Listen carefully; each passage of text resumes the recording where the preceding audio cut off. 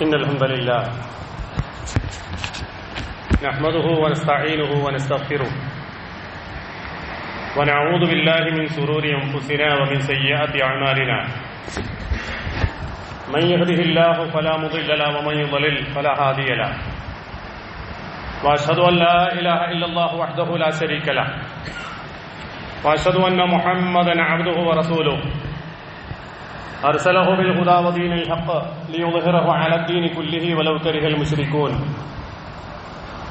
أما بعد فإن خير الحديث كتاب الله وخير الهدي هدي محمد صلى الله عليه وسلم وشر الأمور محدثاتها وكل محدثة بدعة وكل بدعة ضلالة وكل ضلالة في النار.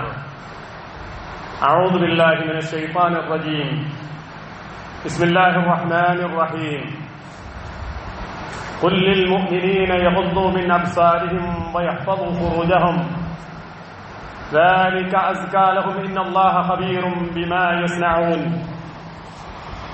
يا أيها الذين آمنوا اتقوا الله حق تقاته ولا تموتن إلا وأنتم مسلمون.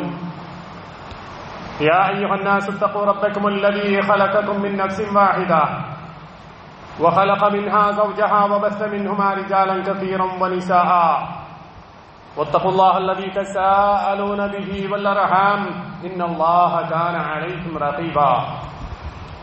يا أيها الذين آمنوا اتقوا الله وقولوا قولا سديدا يصلح لكم أعمالكم ويغفر لكم ذنوبكم ومن يطع الله ورسوله فقد فاز فوزا عظيما. ബഹുമാനമുള്ള സത്യവിശ്വാസികളായ സഹോദരന്മാരെ, സഹോദരികളെ,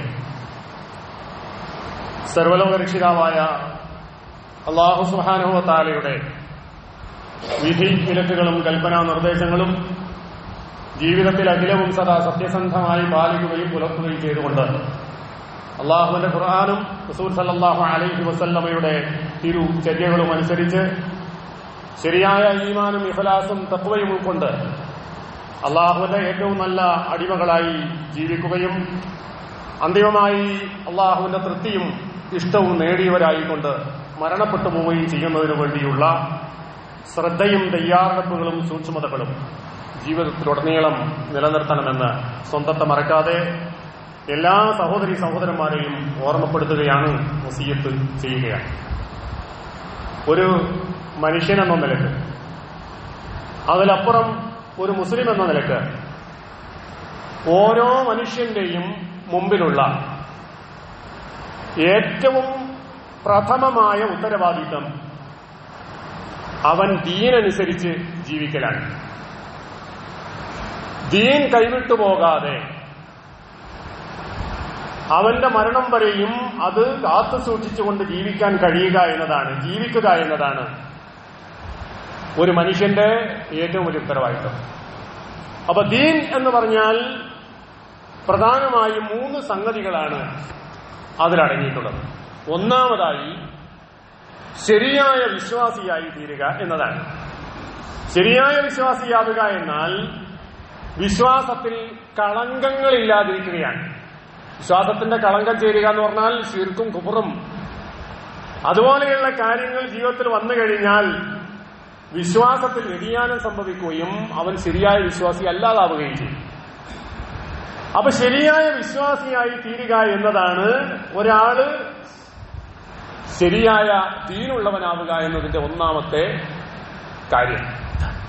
രണ്ടാമതായി വിശ്വാസത്തിന് വിധേയമായിക്കൊണ്ട് ഇബാദത്തുകൾ, ആരാധനകൾ നിർവഹിക്കപ്പെടുക എന്നതാണ്.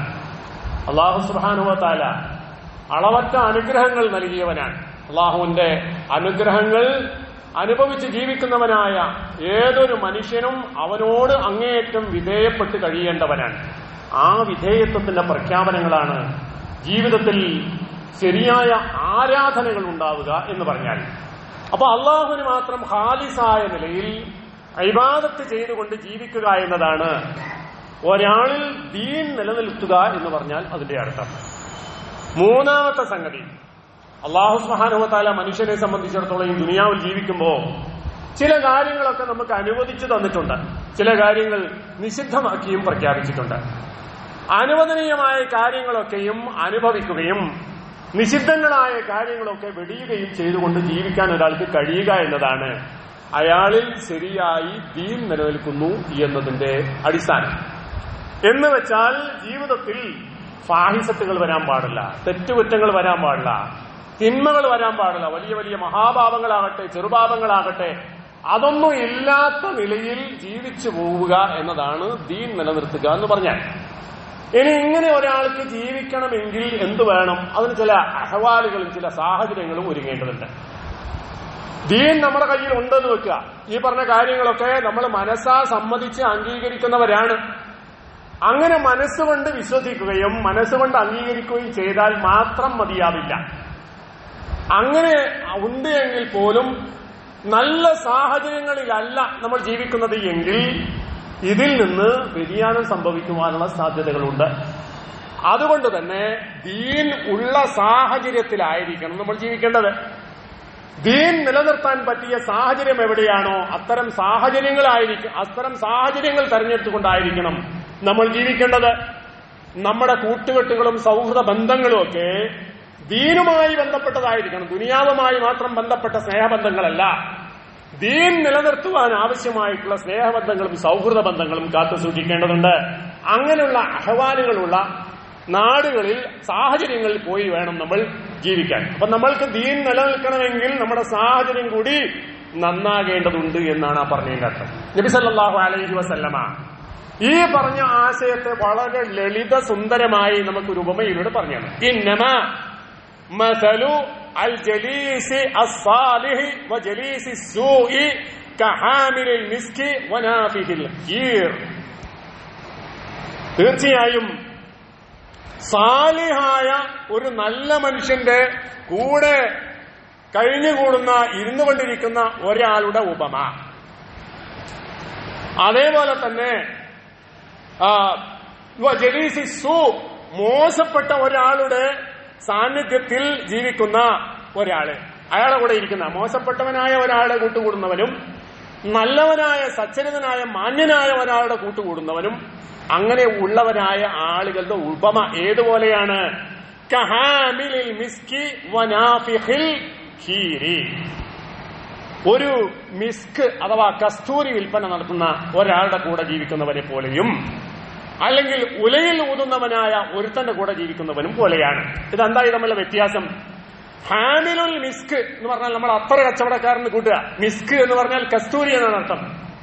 കസ്തൂരി വിൽപ്പന നടത്തുന്നവനായ ഒരാൾ, അയാളുടെ കൂടെയാണ് നമ്മൾ ജീവിക്കുന്നത് എങ്കിൽ അതുകൊണ്ട് കിട്ടാവുന്നത് എന്താണ്? ഫഹാമിലുൽ മിസ്കി ഇമ്മാ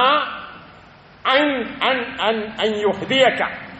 ഹാമിലുൽ മിസ്ക് അഥവാ കസ്തൂരി വിൽപ്പനക്കാരന്റെ കൂടെ നീ പോവുകയാണെങ്കിൽ ഒരുപക്ഷെ അയാൾ നിനക്കൊരു കസ്തൂരി തരും. കസ്തൂരി നിനക്ക് അയാള് വെറുതെ തന്നു വരും. വ ഇമ്മാ അൻ തബ്തഅ മിൻഹു. നിനക്ക് വെറുതെ തന്നിട്ടില്ലെങ്കിൽ നിനക്ക് അയാളിൽ നിന്ന് കസ്തൂരി വാങ്ങാൻ പറ്റും. വ ഇമ്മാ അൻ തജിദ മിൻഹു റീഹൻ തയ്യിബ. നിനക്ക് വാങ്ങാനും പറ്റിയില്ല, അയാൾക്ക് തന്നൂല്ല. എങ്കിൽ എന്താ കിട്ടുക? കസ്തൂരി വിൽപ്പനക്കാരന്റെ കൂടത്തിൽ ജീവിച്ചാൽ നല്ല സുഗന്ധ സുന്ദരമായ ഒരു അന്തരീക്ഷത്തിൽ നിനക്ക് ജീവിക്കാൻ പറ്റും. അതെങ്കിലും നിനക്ക് കിട്ടും. ഇതാണ് നന്മയുള്ള സാഹചര്യത്തിലും നന്മ ഉള്ളവരായ ആളുകളുടെ കൂട്ടത്തിലുമാണ് നമ്മൾ ജീവിക്കുന്നത് എങ്കിൽ അതുകൊണ്ട് കിട്ടാനുള്ള ഫലം. ഇനി നേരെ തിരിച്ചാണെങ്കിലോ, ഒരു മോശപ്പെട്ട വ്യക്തിയോ അല്ലെങ്കിൽ മോശപ്പെട്ട സാഹചര്യത്തിലോ ആണ് നമ്മൾ ജീവിക്കുന്നത് എങ്കിൽ അത് നാഫിഹുൽ ഖീരി അഥവാ ഉലയിൽ ഊതുന്നവനായ ഒരാളുടെ അരികിൽ നമ്മൾ പോയാണ്. ഉല എന്ന് പറഞ്ഞ സാധനം പണ്ടൊക്കെ ഈ ഇരുമ്പ് കാച്ചി ശരിയാക്കുന്നവരായ ആളുടെ കയ്യിൽ ഇരുമ്പ് ശരിയാക്കണമെങ്കിൽ എന്ത് വേണം? തീയിലിട്ട് അത് ചുടണം. അത് ചുടണമെങ്കിൽ ഒരു പ്രത്യേകമായ സാധനം കൊണ്ട് കാറ്റിങ്ങനെ അടിക്കണം. ആ സാധനത്താണ് ഉല എന്ന് പറയാം. അതിന്റെ അടുത്ത് പോയ ഒരാൾ ജീവിക്കുകയാണെങ്കിൽ ഇരിക്കുകയാണെങ്കിൽ എന്തായിരിക്കും സംഭവിക്കുക? നീ നല്ല കുപ്പായവും തുണിയും ഇട്ടിട്ടാണ് അവിടെ പോയതെങ്കിൽ ഒരു പക്ഷേ നിന്റെ വസ്ത്രത്തിലേക്ക് തീ പടരും. അല്ലെങ്കിലോ അവിടെ പോയി കിട്ടിയാൽ അവിടെ പോയി ഇരുന്നാൽ തീ കത്തിയിട്ടില്ല എങ്കിലും ദുർഗന്ധം നിനക്ക് ശ്വസിക്കേണ്ടി വരും. എന്ന് വെച്ചാൽ അവിടെ പോയി ഇരുന്നാൽ ദോഷം മാത്രമാകുന്നു നിനക്ക് കിട്ടാൻ പോകുന്നത്. എന്നാൽ ഒരു മിസ്ക് കച്ചവടക്കാരന്റെ കൂടെ നീ ജീവിക്കുകയാണെങ്കിലോ നിനക്ക് ഏത് തരത്തിലാണെങ്കിലും ആ സാഹചര്യത്തിൽ നിന്നും സുഗന്ധം അനുഭവിച്ച് ജീവിക്കാൻ പറ്റും. ഇത് വളരെ ലളിതമായി ഏതൊരു മനുഷ്യനും മനസ്സിലാകുന്ന ഒരു ഉപമയാണ്. ഒരു മുസ്ലിമായ മനുഷ്യൻ ജീവിക്കുവാൻ വേണ്ടി തെരഞ്ഞെടുക്കേണ്ടത്, അല്ലെങ്കിൽ അവൻ സൗഹൃദ ബന്ധത്തിന് വേണ്ടി കാത്തു സൂക്ഷിക്കേണ്ടത് ഏറ്റവും നല്ല ബന്ധങ്ങളെ ആയിരിക്കണം. നല്ല ബന്ധങ്ങളിൽ നിന്ന് നന്മ നമ്മളിലേക്ക് പകരും. ഇനി മോശപ്പെട്ട ബന്ധങ്ങളാണെങ്കിലോ അത് തിന്മയായിരിക്കും നമ്മളിലേക്ക് പകരാൻ പോകുന്നത് എന്ന അങ്ങേയറ്റം സുന്ദരമായ ഒരു കാഴ്ചപ്പാടാണ് നബി സല്ലല്ലാഹു അലൈഹി വസല്ലമ ഈ ഉപമയിലൂടെ നമ്മെ ബോധ്യപ്പെടുത്തിയിരിക്കുന്നത്. അപ്പൊ നമ്മൾ ജീവിച്ചിരിക്കുന്ന സാഹചര്യം എത്രമാത്രം നല്ലതാണോ അതിനനുസരിച്ചാകുന്നു നമ്മുടെ ദീൻ നിലനിൽക്കുക. അതല്ല മോശപ്പെട്ട സാഹചര്യത്തിൽ നമ്മൾ പോയി ജീവിക്കുന്നതെങ്കിലോ ആ മോശം നമ്മുടെ ജീവിതത്തിലേക്ക് കടന്നു വരും. അപ്പൊ നമ്മളൊരു വീട് വെക്കാൻ തീരുമാനിച്ചു കഴിഞ്ഞാൽ ആ വീട് വെക്കുന്ന സ്ഥലം എവിടെയാണ്, അവിടെ ആരാണ് താമസിക്കുന്നത്, ഏത് വിഭാഗക്കാരാണ് താമസിക്കുന്നത് എന്നൊക്കെ പരിശോധിക്കണം. അവിടുത്തെ കാലാവസ്ഥ മാത്രം നോക്കിയാൽ പോരാ. ആ വീടിരിക്കുന്ന സ്ഥലത്ത് പള്ളിയുണ്ടോ, അവിടെ മതസ്ഥാപനങ്ങളുണ്ടോ, സംവിധാനങ്ങളുണ്ടോ, ശരിയായ വിശ്വാസികളായ ആളുകളുണ്ടോ, ഇതൊക്കെ പരിശോധിച്ച് വേണം വീട് വെക്കുക. എന്തുകൊണ്ടാണ് അങ്ങനെ വെച്ചു കഴിഞ്ഞാൽ നമ്മൾക്ക് ദീനുണ്ടാകും. പക്ഷെ നമ്മുടെ അനന്തര തലമുറയ്ക്ക് ഒരുപക്ഷെ ദീനില്ലാത്തവരായിരിക്കും. നമ്മൾ പോയി താമസിക്കുന്ന ഇടം മോശമാണ് എങ്കിൽ നമ്മുടെ മക്കളിലൂടെ നാം സ്വായത്തമാക്കിയെടുത്തിട്ട് നമ്മുടെ ദീനും നമ്മുടെ സംസ്കാരവും കളഞ്ഞു കുളിച്ചു എന്ന് വന്നേക്കാം. അതില്ലാതിരിക്കണമെങ്കിൽ ജീവിക്കുന്ന സാഹചര്യങ്ങൾ നല്ലതായിരിക്കണം എന്ന ആശയമാണ് ഇതിലൂടെ നബി സല്ലല്ലാഹു അലൈഹി വസല്ലം പഠിപ്പിച്ചത്. രണ്ടാമത്തെ കാര്യം, തിന്മയായ കാര്യങ്ങളിലേക്കുള്ള എല്ലാ വഴികളും അടഞ്ഞിരിക്കണം. തിന്മയുടെ വഴികളിലേക്ക് ഒരിക്കലും പോകേണ്ട ഒരവസ്ഥ ഉണ്ടാകും. തിന്മയുടെ വഴികളൊക്കെ അടക്കണം. അതായത് നിഷിദ്ധങ്ങളായ ഏത് കാര്യങ്ങളിലേക്കുള്ള വഴിയും നിഷിദ്ധങ്ങളാണ് എന്നൊരു തത്വമുണ്ട്. ഇന്ന മിൻ ഖവാഇദി ശറഇൽ ഹനീഫ്, അല്ലാഹു സുബ്ഹാനഹു വ തആല നിശ്ചയിച്ചിട്ടുള്ള അവന്റെ ശരീഅത്ത് നിയമത്തിന്റെ അടിസ്ഥാന തത്വങ്ങളിൽപ്പെട്ടതാണ്. എന്ത്? അന്ന തുർഖൽ മുഫ്ളിയ ഇലൽ ഹറാം, ഹറാമിന്റെ വഴിയിലേക്കുള്ള എല്ലാ മാർഗങ്ങളും, ഒരു ഹറാമിലേക്ക് എത്തിപ്പെടാവുന്ന എല്ലാവിധ സംഗതികളും മുഹറമ, അതും ഹറാമായിട്ട് പരിഗണിക്കണം. ഹറാമ് മാത്രമല്ല, ഹറാമിലേക്ക് ഒരാൾക്ക് എത്താനുള്ള ഏത് വഴിയുണ്ടോ ആ വഴികളൊക്കെ ഹറാമായിരിക്കും. വൈൻകാന ഫിൽ അസ്ലി മുബാഹ, ആ പറയുന്ന സംഗതി അസ്ലിൽ അടിസ്ഥാനത്തിൽ അനുവദനീയമാണെങ്കിലും, ഇപ്പൊ അടിസ്ഥാനപരമായി അനുവദനീയമായ ഒരു വിഷയമാണെങ്കിലും അതിലൂടെ പോയി കഴിഞ്ഞാൽ എത്തുന്നത് ഒരു ഹറാമിലാണെങ്കിൽ അതും ഹറാമ് തന്നെ. മുബാഹായ കാര്യങ്ങളും ഹറാമിലേക്കാണ് ചെന്ന് കലാശിക്കാൻ പോകുന്നത്. അത്രമാത്രം നമ്മൾ സൂക്ഷിക്കണം. മഅസിയത്തുകളും ഫാഹിസത്തുകളും തോന്നിവാസങ്ങളും നമ്മളിലേക്ക് പകരുന്ന സാഹചര്യം വഴികളിലൂടെയാണ്. അപ്പൊ അത്തരം വഴികളിലേക്ക് തന്നെ പ്രവേശിക്കുന്ന അവസ്ഥ ഉണ്ടാകാൻ പാടില്ല. അതുകൊണ്ടാണ് ദീനുൽ ഇസ്ലാം ഈ കാര്യങ്ങളെ അടച്ചു ഭദ്രമാക്കി നമ്മുടെ മുമ്പിൽ തന്നെ. ഇസ്ലാമിക ശരീഅത്ത് നമുക്ക് കൈവിട്ട് തരുമ്പോ, അള്ളാഹുവിന്റെ റസൂല് നമ്മളെ കയ്യിൽ ഏൽപ്പിക്കുമ്പോ തന്നെ എന്ത് ചെയ്തിട്ടുണ്ട്? തെറ്റിലേക്കും തിന്മകളിലേക്കുമുള്ള എല്ലാ വഴികളെയും ഇസ്ലാമിക ശരീഅത്ത് അടച്ചു കളഞ്ഞിട്ടുണ്ട്. ഒരു തെറ്റിലേക്കും പോകേണ്ട സാഹചര്യം ഇല്ലാത്ത വിധമാണ് ഇസ്ലാമിക ശരീഅത്ത് ഉണ്ടായിട്ടുള്ളത്. അതിനാണ് ഉസൂലുൽ ഫിഖ്ഹിന്റെ നിയമപ്രകാരം സദ്ദുദ്ദറാഇ എന്ന് പറയാം. ഇതൊക്കെ ഒരു അടിസ്ഥാനപരമായ വിഷയമാണ്. സദ്ദുദ്ദറാഇ, എല്ലാ തിന്മകളിലേക്കുള്ള വഴികളെയും അടച്ചിരിക്കുന്നു ദീനുൽ ഇസ്ലാം. അതേപോലെ തന്നെ നമുക്ക് ഏതെങ്കിലും വലിയ നാശങ്ങൾ വരാതിരിക്കണമെന്ന് വേണം, നാം നാശത്തിൽ പെടാതിരിക്കണമെന്ന് വേണം, നാശത്തിന് കാരണമായ വഴികൾ അടഞ്ഞിരിക്കണം. അത് ദീനുൽ ഇസ്ലാമിൽ അടക്കപ്പെട്ടിട്ടുണ്ട്. ചില ഉദാഹരണങ്ങളിലൂടെ പറഞ്ഞു തരാം. വിശുദ്ധ ഖുർആൻ സൂറത്ത് അൻആമിലെ 108 ആയത്തിലൂടെ നമ്മൾ പഠിപ്പിക്കുന്നു, വലാ തസുബ്ബുൽ ലദീന യദ്ഊന മിൻ ദൂനില്ലാഹ്, അല്ലാഹുവിന് പുറമെ ആരാധിക്കപ്പെടുന്ന ആരാധ്യന്മാരെ നിങ്ങൾ ചീത്ത വിളിക്കരുത്, നിങ്ങൾ ആക്ഷേപിക്കരുത്. എന്താ ആക്ഷേപിക്കാൻ പാടില്ല എന്ന് പറഞ്ഞാൽ, ആക്ഷേപം എന്ന് പറഞ്ഞാൽ ആക്ഷേപിക്കേണ്ടതല്ലേ? അത് ആണ്. അള്ളാഹുവിന് പുറമെ ആരാധിക്കപ്പെടുന്നതൊക്കെ ദുർമൂർത്തികൾ എന്നാണ് ഖുർആൻ പറഞ്ഞിട്ടുള്ളത്. ആ ദുർമൂർത്തികൾ മുഴുവനും വെറുക്കപ്പെടേണ്ടവരാണ്. നമ്മൾക്ക് ഒരു കാരണവശാലും ഒരു വിഗ്രഹത്തിനോട് സ്നേഹബഹുമാനം തോന്നാൻ പാടില്ല. മനസ്സിലൊരു ഇഹ്തിറാമിന്റെ ഒരംശം പോലും ഒരു വിഗ്രഹത്തോടോ അല്ലെങ്കിൽ പ്രാർത്ഥിക്കപ്പെടുന്ന ആരാധിക്കപ്പെടുന്ന ഒരു സാധനത്തിനോടോ ഉണ്ടാകാൻ പാടില്ല. അങ്ങനെ ഉണ്ടായിക്കഴിഞ്ഞ ഈമാൻ തന്നെ പൊളിഞ്ഞു പോയിന്നാ. പല ആൾക്കാരും ഈ ആയത്തോതി പറയാറുണ്ട് അന്യന്മാരുടെ വിഗ്രഹങ്ങളെ ആദരിക്കണം. കാരണം എന്താ? ഖുർആനിൽ ചീത്ത പറയാതിരിക്കാൻ പറഞ്ഞിട്ടുണ്ട്. അങ്ങനെയൊന്നും അല്ല അതിന്റെ അർത്ഥം. അതെന്തിനാ പറയാൻ കാരണം? വലാ തസുബ്ബുല്ലദീന യദൂന മിൻ ദൂനില്ലാഹ്, അള്ളാഹുവിന് പുറമെ ആരാധിക്കപ്പെടുന്ന പ്രാർത്ഥിക്കപ്പെടുന്ന ഒന്നിനെയും നിങ്ങൾ ചീത്ത വിളിക്കരുത്. എന്താ കാരണം എന്നറിയോ? ഫയസുബ്ബുല്ലാഹ അദ്വം ബിഗൈരി ഇൽം. അതിന്റെ ഫലം എന്തായിരിക്കും? നിങ്ങൾ ഒരു വിഭാഗം ആളുകൾ ആരാധിക്കുന്ന ബഹുമാനിക്കുന്ന ഒരു സാധനത്തെ അസഭ്യം പറഞ്ഞാൽ അവൻ നേരെ തിരിച്ചെന്ത് പറയും? അദ്വം ബിഗൈരി ഇൽമിൻ, അള്ളാനെ ഒരു ചീത്ത പറയും, അള്ളാനെ ചീത്ത പറയും. അപ്പൊ നമ്മൾ ചെയ്യുന്ന ഒരു പ്രവൃത്തി കൊണ്ട് പരമോന്നത സ്ഥാനത്തുള്ള റബ്ബ് സുബ്ഹാനഹു വ തആലയെ ചീത്ത വിളിക്കുന്ന ഒരു അവസ്ഥക്ക് നിങ്ങൾ തുടക്കം കുറിക്കരുതെന്ന. നിങ്ങൾ അത് ചെയ്താൽ ഉണ്ടാകാവുന്നത് നേരെ തിരിച്ച് ഈ ഒരു പ്രശ്നമാണ്. അപ്പൊ അതിനുള്ള വഴി നിങ്ങൾ ഉണ്ടാക്കരുത്. അതിനാണ് വഴി അടക്കുക എന്ന് പറയുന്നത്. ഇത് ഇസ്ലാമിക ശരീഅത്തിൽ അങ്ങോളം ഇങ്ങോളം വിശുദ്ധ ഖുർആൻ നോക്കിയാലും ഹദീസ് നോക്കിയാലും നമുക്ക് ധാരാളമായി കാണാൻ പറ്റും. നബി സല്ലല്ലാഹു അലൈഹി വസല്ലം പറഞ്ഞു, മിനൽ കബായിരി ശത്മുർ റജുലി വാലിദൈ. ഒരാൾ തന്റെ മാതാപിതാക്കന്മാരെ ചീത്ത പറയുക, ആക്ഷേപിക്കുക എന്ന് പറയുന്നത് മിനൽ കബായിർ, മഹാഭയങ്കരമായ പെരുംകുറ്റങ്ങളുടെ കൂട്ടത്തിൽപ്പെട്ടതാണ്. അപ്പൊ സഹാബത്ത് ചോദിച്ചു, ഹൽ യസ്തിമുർ റജുലു വാലിദൈ, ഏതെങ്കിലും ഒരു മൂളയുള്ള ഒരു മനുഷ്യൻ സ്വന്തം മാതാപിതാക്കന്മാരെ ചീത്ത പറയുമോ റസൂലേ? അപ്പൊ റസൂൽ എന്താ തിരിച്ചു പറഞ്ഞെന്നറിയോ? യസുബ്ബു അബർ റജുൽ, ഒരാൾ വേറൊരാളെ വാപ്പാൻ അങ്ങോട്ട് വിളിക്കും. വേറൊരാൾ തെറ്റിക്കഴിഞ്ഞാൽ ആദ്യം വിളിക്കൽ എന്താ? ഏറ്റവും ദേഷ്യം ഉണ്ടാകുന്ന സംസാരമാണ് വാപ്പാനെ പറയാ. യസുബ്ബു അബർ റജുലി, ഏതെങ്കിലും ഒരു മനുഷ്യന്റെ വാപ്പാനെ അങ്ങോട്ട് ചീത്ത വിളിക്കും. അപ്പൊ എന്താ ചെയ്യാ? ഫയസുബ്ബു അബാഹു, നേരെ തിരിച്ച് ഒരു പ്രാവശ്യം അങ്ങോട്ട് പറഞ്ഞാൽ 100 പ്രാവശ്യം തിരിച്ചങ്ങോട്ട് പറയും. അപ്പൊ 100 പ്രാവശ്യം സ്വന്തം വാപ്പാനെ ചീത്ത വിളിക്കാനും അസഭ്യം പറയാനുള്ള സാധ്യതയും സാഹചര്യവും ആരുണ്ടാക്കി? ഇവനാദ്യം കൊണ്ട് പറഞ്ഞുകൊണ്ടുണ്ടായി. അതുകൊണ്ട് തന്നെ ഇങ്ങോട്ട് പറയാനുള്ള സാധ്യതയും സാഹചര്യവും നിങ്ങൾ ഉണ്ടാക്കാൻ പാടില്ല. അതാണ് സദ്ദുദ്ദരിഅ, വഴി അടക്കുക. ഒരു തിന്മ വരാനുള്ള ഒരു മോശപ്പെട്ട സംഗതി നമ്മുടെ മേൽ വന്ന് വീഴാനുള്ള സാധ്യതയെ ഇല്ലാതാക്കാൻ നമ്മൾ ശ്രമിക്കണം. അതുകൊണ്ടാണ് ദീനുൽ ഇസ്ലാം അത് പഠിപ്പിച്ചിട്ടുള്ളത്. വേറെ എത്രയോ എത്രയോ എത്രയോ തെളിവുകൾ നമുക്കതിൽ കാണാൻ പറ്റും.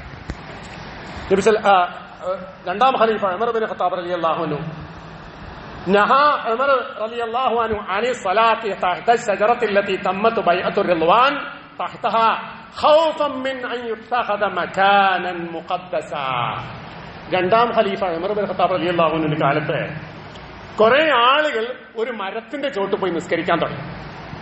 മരം ചില്ലറ മരയല്ല, മരം ഇസ്ലാമിക ചരിത്രത്തിൽ തന്നെ വലിയ സ്ഥാനം ഉള്ള അല്ലെങ്കിൽ സ്ഥാനമുണ്ടായ ഒരു സംഭവത്തിന് സാക്ഷ്യം വഹിച്ചിട്ടുള്ള ഒരു മരമാണ് ബൈഅത്തുർ റിദ്വാൻ. നിങ്ങൾ കേട്ടിട്ടുണ്ടാവും. ഇസ്ലാമിക ചരിത്രത്തിൽ തന്നെ അതിന്റെ ചരിത്രത്തിന്റെ തങ്കലിപികളിൽ എഴുതപ്പെടുന്ന ഒരു അധ്യായമാണ് അത് ബൈഅത്തുർ റിദ്വാൻ. ആ ബൈഅത്തുർ റിദ്വാൻ നടക്കുന്ന എവിടെയാണ്? ഒരു മരത്തിന്റെ ചോട്ടിൽ വെച്ചാണ്. അപ്പൊ ആ മരത്തിനോട് ആളുകൾക്ക് ഒരു പ്രത്യേകമായ ഒരു ഇഹ്തിറാമും ബഹുമാനവും ആദരവും തോന്നാൻ തുടങ്ങി. അതുകൊണ്ട് അവർ ആ മരത്തിന്റെ ചോട്ടിൽ പോയി നിസ്കരിക്കാന്നുള്ളൊരു പതിവാക്കി. ഉമർ റളിയല്ലാഹു അൻഹു എന്താ ചെയ്തെന്നറിയോ? ആ മരം തന്നെ ഇവിടെ മുറിച്ചു കളഞ്ഞു. മരം തന്നെ മുറിച്ചു കളഞ്ഞു. ഒരാൾ നിസ്കരിക്കാന്നല്ല, എവിടെ നിസ്കരിക്കാം? ഭൂമി മുഴുവനും മസ്ജിദാണ്. ഭൂമിയിൽ എവിടെയും ഒരാൾക്ക് നിസ്കരിക്കാൻ സ്വാതന്ത്ര്യമുണ്ട്. അങ്ങനെയുള്ളൊരു സാഹചര്യം ഉണ്ടായിരിക്കെ ഒരു മരത്തിന്റെ ചോട്ട് പോയി ഒരാൾ നിസ്കരിച്ചു എന്ന് പറയുന്നത് കുറ്റകരമായ കാര്യമാണോ? അസ്ലിൽ അനുവദനീയമായ കാര്യമാണ്. എവിടുന്നും ചെയ്യാം. അടിസ്ഥാനപരമായി അനുവദനീയമായ ഒരു കാര്യമാണ്. പക്ഷേ ഉമർ റളിയല്ലാഹു അൻഹു ആ അനുവദനീയമായ കാര്യത്തെ ഇല്ലാതാക്കി ആ മരം തന്നെ മുറിച്ചു കളഞ്ഞു. എന്താണ് കാരണം എന്നറിയോ? ഖൗഫൻ മിൻ അൻ യുത്തഖദ മകാനൻ മുഖദ്ദസ. അത് പിന്നീട് ഒരു പരിഭാവനത്വമുള്ള സ്ഥലമായി പിന്നീട് മാറും എന്ന ഭീതി ഉമർ റളിയല്ലാഹു അൻഹുവിന് ഉള്ളത് കൊണ്ടാണ് ആ മരം മുറിച്ചു കളഞ്ഞത്. ആ മരം തന്നെ ഇല്ലാതാക്കി, ചുട്ടുകരിച്ചു കളഞ്ഞു. ഇന്ന് നമ്മുടെ നാട്ടിൽ കിടന്ന ഓരോ സംഗതികൾ എടുത്തു നോക്കും. ചില മഹാന്മാരായ ആളുകളുടെ കബറിടങ്ങൾ പ്രത്യേകമായി എന്ത് ചെയ്യും? അവിടെ പൂവും വിളക്കും ഒക്കെ ഉണ്ടാക്കിയിട്ട് ആരാധനയും കാര്യങ്ങളൊക്കെ നടത്തും. എന്താ കാരണം? ആ മഹാനോട് പ്രത്യേകമായ ബഹുമാനം കൂടുക. ബഹുമാനം കൂടുമ്പോ ഈ പറഞ്ഞ പണികളും ആരാധനകളും ഉറൂസുകളും ഒക്കെ അവിടെ നടത്തും.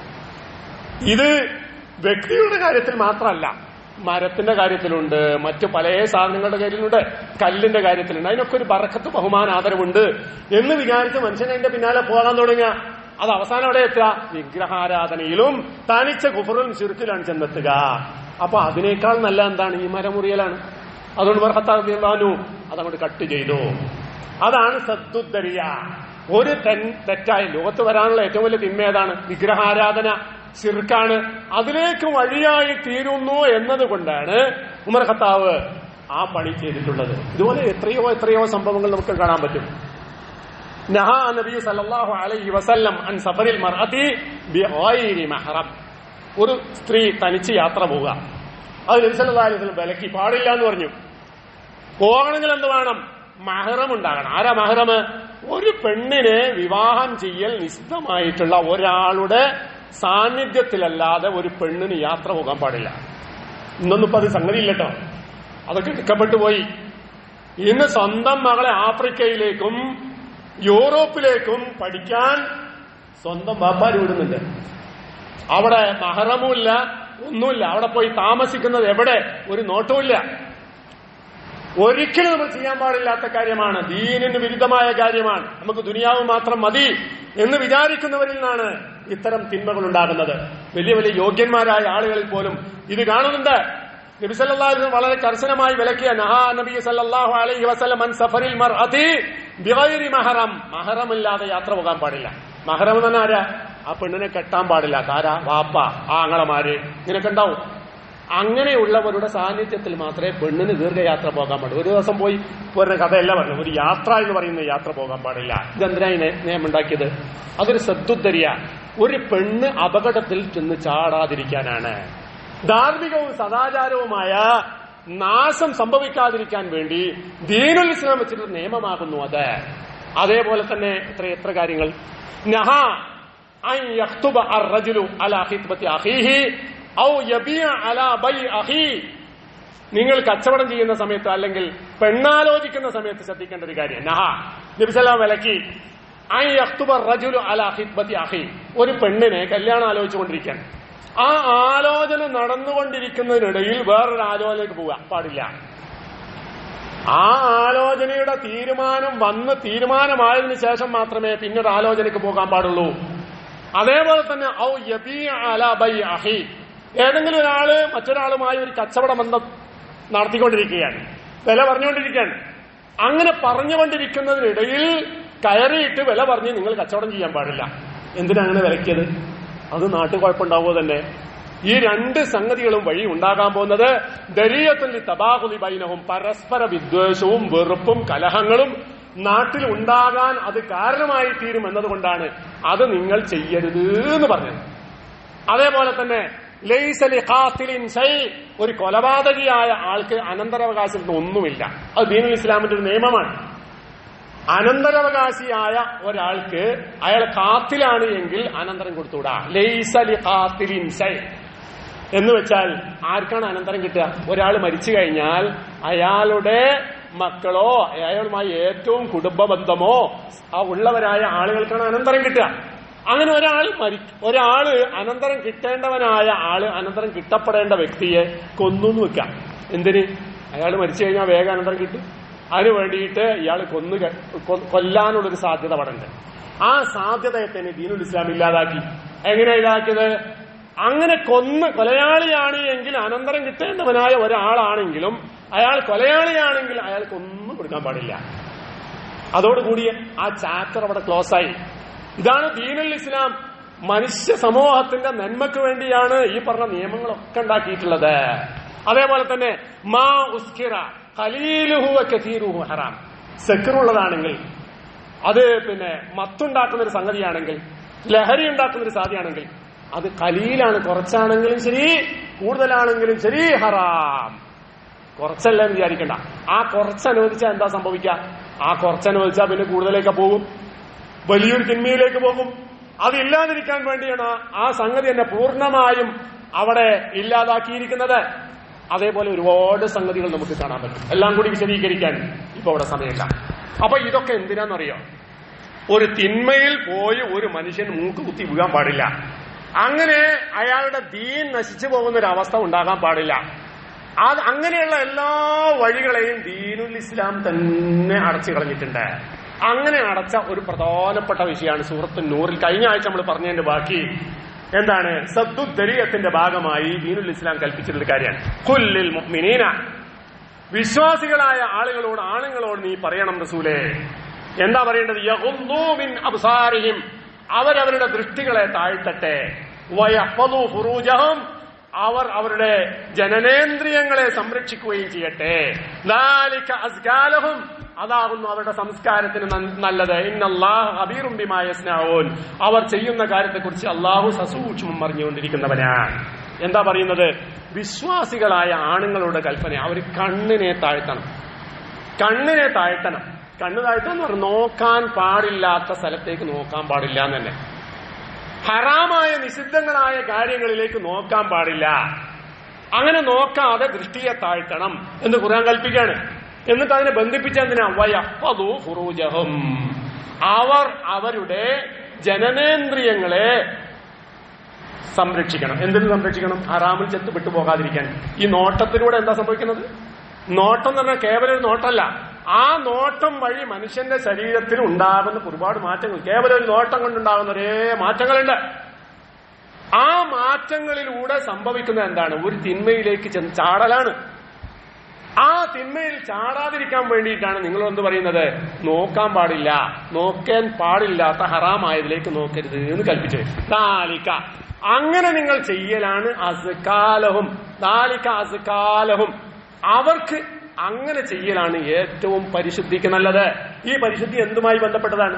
മനുഷ്യന്റെ ധാർമ്മികതയും സദാചാരവുമായി ബന്ധപ്പെട്ടാണ്. സദാചാര വിരുദ്ധമായ നെറികേടുകളിലേക്കും തോന്നിവാസത്തിലേക്കും ഒരാൾ വീണുപോകാതിരിക്കാൻ വേണ്ടിയാണ് ഇങ്ങനൊരു നിയമം അല്ലാഹു സുബ്ഹാനഹു വ തആല വെച്ചിട്ടുള്ളത്. ഇന്നല്ലാഹ ഖബീറും ബിമാ യസ്നഊൻ, അവർ ചെയ്യുന്ന കാര്യത്തെക്കുറിച്ച് അല്ലാഹുക്ക് നന്നായിട്ട് അറിയാം.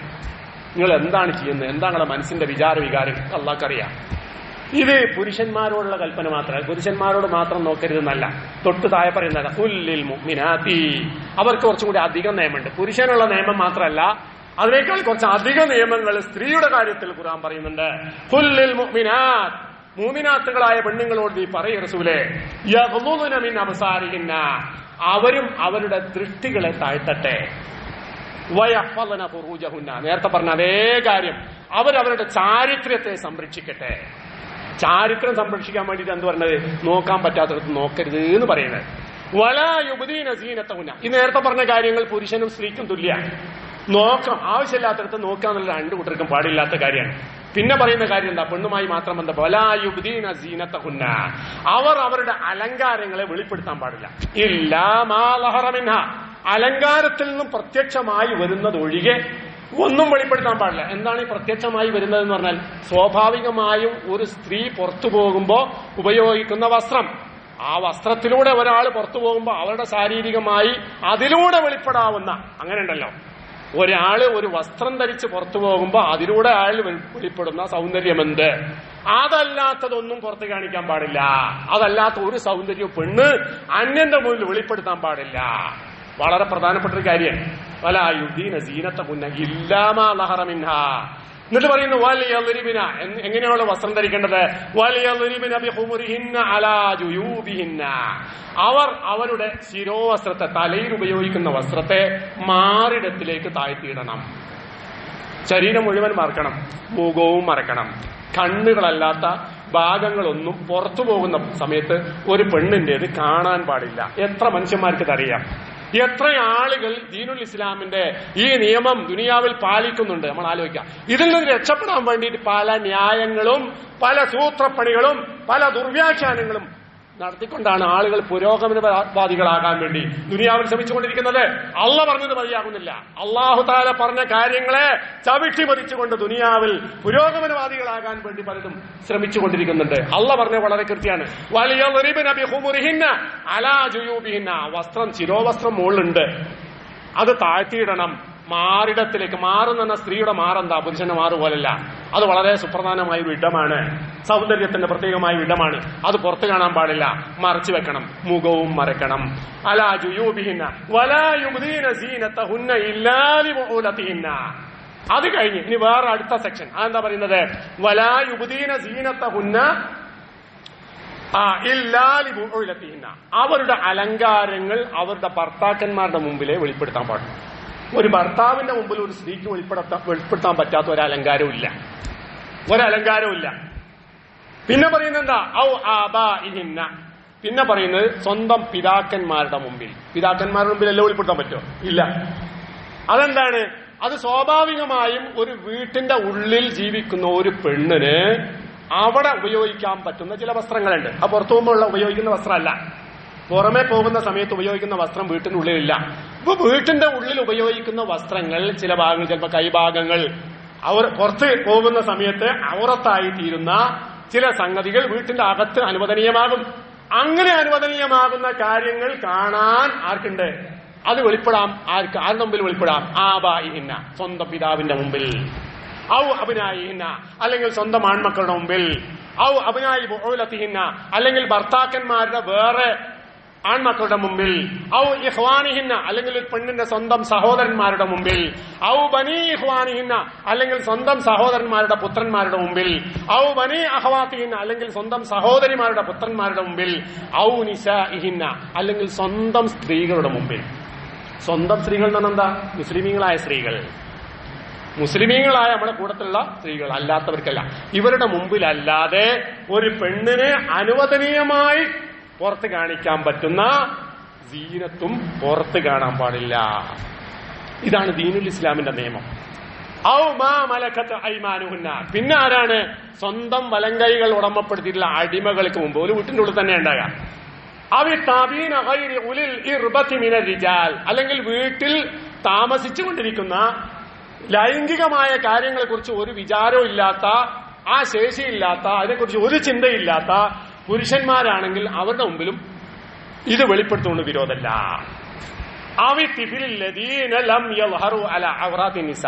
അല്ലെങ്കിൽ പെണ്ണിന്റെ ഔറത്ത് എന്താണ് എന്നതിനെ പറ്റിയൊന്നും ഒരു വിവരവും ഇല്ലാത്ത ഒരു ചെറിയ കുട്ടി, അത്തരം കുട്ടികളുടെ മുമ്പിൽ കാണിക്കാം, അത് വെളിപ്പെടുത്താം.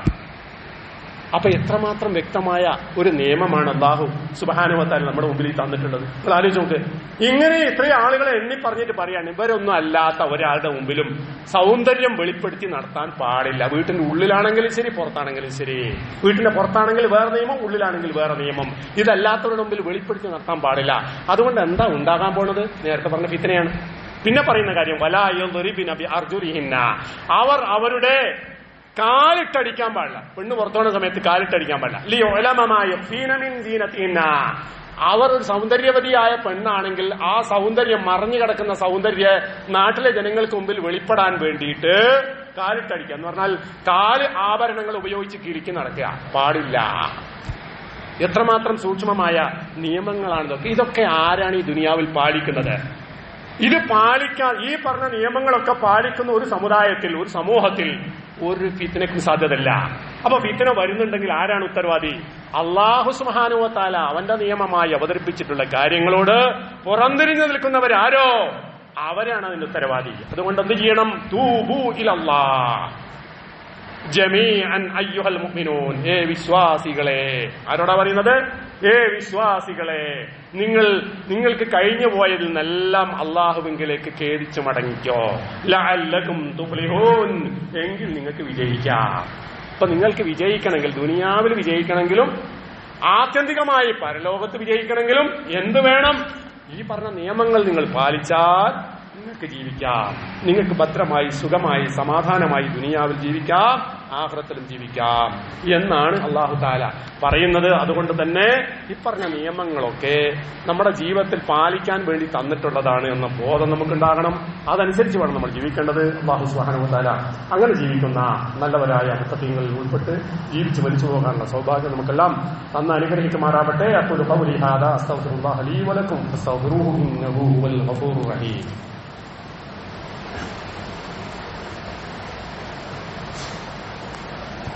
الحمدللہ الذي هدانا لهذا وما كنا لنهتدي لولا ان هدانا الله وصلى الله على النبي الكريم وعلى آله وصحبه أجمعين. ഒരിക്കൽ കൂടി അള്ളാഹുവിനെ സൂക്ഷിച്ചുകൊണ്ട് ജീവിക്കണമെന്ന് ഞാൻ ഉണർത്തുകയാണ്, വസിയത്ത് ചെയ്യുകയാണ്. നമ്മളിപ്പോ ഈ പറഞ്ഞിട്ടുള്ള ഈ കാര്യങ്ങൾ ഇന്ന് ഈ ദുനിയാവിൽ വെട്ടിത്തുറന്ന് പറയുന്ന ആളുകൾ എത്ര പേരുണ്ട്? ഏതെങ്കിലും മൗലവിമാരെയോ മുസ്ലിയാക്കന്മാരെയോ പുരോഹിതന്മാരെയോ പണ്ഡിതന്മാരെയോ ഇന്ന് നമ്മൾ കാണുന്നുണ്ടോ?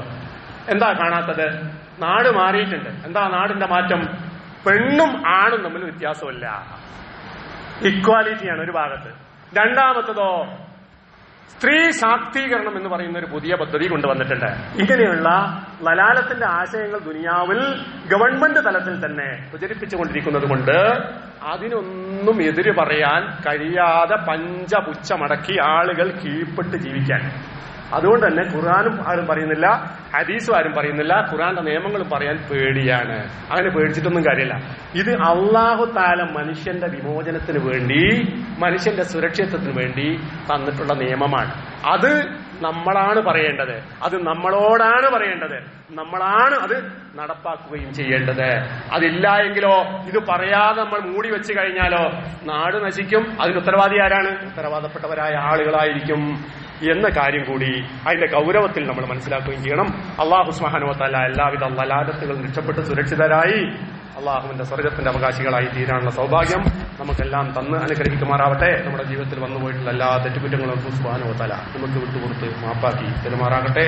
അല്ലാഹുമ്മ ഖുലിൽ മുഅ്മിനീന വൽ മുഅ്മിനാത്ത് വൽ മുസ്ലിമീന വൽ മുസ്ലിമാത്ത് അൽ അഹ്യാഇ മിൻഹും വൽ അംവാത്ത് ഇന്നക മുജീബു ദഅവാതി യാ ഖാദിയൽ ഹാജാത്ത്. ربنا اغفر لنا ولإخواننا الذين سبقونا بالإيمان ولا تجعل في قلوبنا غلا للذين آمنوا ربنا إنك رؤوف رحيم. ربنا آتنا في الدنيا حسنة وفي الآخرة حسنة وقنا عذاب النار. آمين آمين برحمتك يا أرحم الراحمين.